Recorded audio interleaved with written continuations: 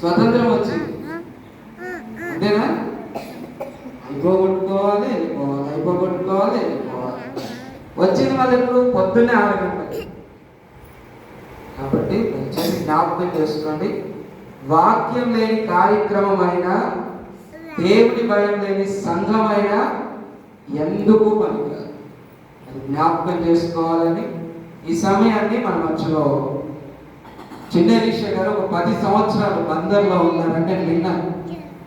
వారితో పాటుగా కొంత అనుభవాన్ని కలిగినటువంటి దైవజనులు హరప్రకాష్ గారు మన మధ్యలో ఉన్నారు.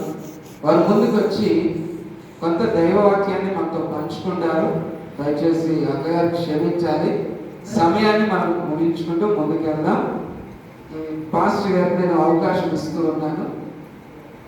దయచేసి వారు కూడా కొంత సమయాన్ని సద్వినియోగపరచుకోవాలని మనం చేస్తున్నాం.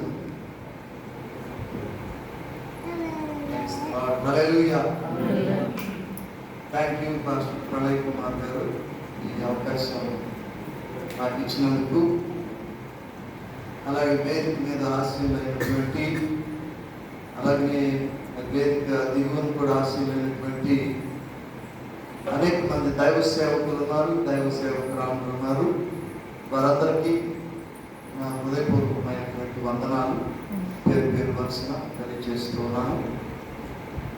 కూడికి వచ్చినటువంటి మీ అందరికీ ప్రభు పేరుగా హృదయపూర్వక వందనాలు.